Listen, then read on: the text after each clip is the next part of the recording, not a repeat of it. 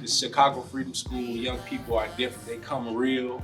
They don't sugarcoat anything. They bring their joy. They give me joy. I've never been in a program that cares like that much. Like you say you care and you can actually care, but then you can act on that care and you can really show up for people.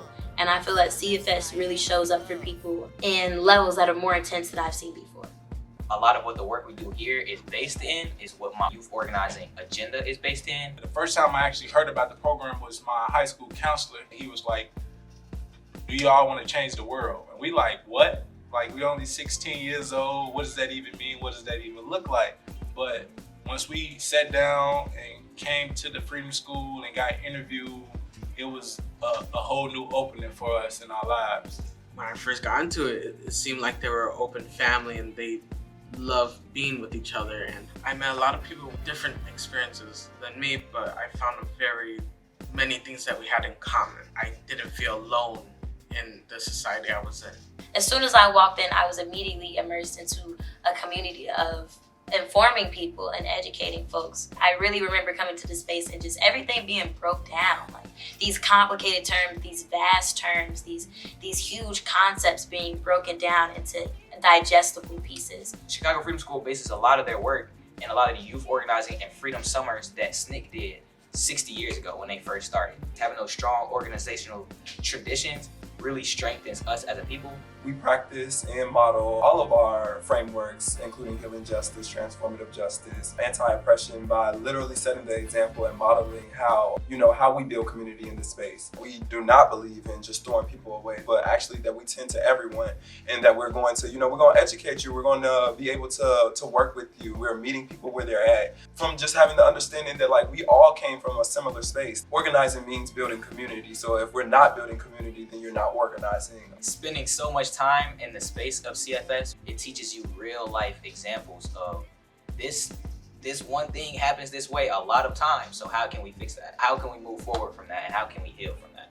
Transformative and restorative justice can definitely help to create and cultivate like a brave space. When you use these tactics and when you are encouraging it, a big thing for me that I noticed was that it affirms people of their value. It's like, I'm not disposable. Like, I do matter in this way. I do hold significance within this space. I continue to be a part of CFS because I love the culture. Circling up, what we circle up with every day.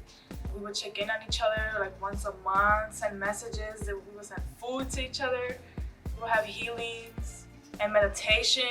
I think that one of the practices for me is definitely the healing circle. Normally every year that we go on a retreat with our young folks, where we engage in a healing circle where we're able to practice vulnerability, practice telling our truths, allowing myself to be vulnerable, allowing myself to tell my truth, has done so much work for me, but not only for me, but for others, that when I was able to heal myself, I was able to help others heal. Since I've been working with Chicago Freedom School, coordinating Freedom Summers since 2019, I just seen myself become a better person as far as my joy. Understanding that I have a space, understanding that they have a space that they can come when, the world is just not a nice place to be, right? Knowing that they need a champion in their life helps me know that I have a purpose. Everything that impacts my people in regards to everything that's plotting against them, everything that wants to see them not succeed, everything that kills my people, I want to see that dismantled. CFS specifically has helped me get more explicit with my goals and how to approach these things. I would tell young people that they should use their voice more because it's like really important for them. Their voice goes a long way too. Because when I was here first, I didn't really use my voice as much, but I had people helping me like Anna and like Tony and Trey. They were all there for me. So if you're here at CFS and you're like that person that's really shy, they will be there to support you. It's that togetherness of the Chicago Freedom School that I think brings everybody in, that family vibe. Learning how to navigate this city, learning about the way a young person can have a voice and how they can create that change.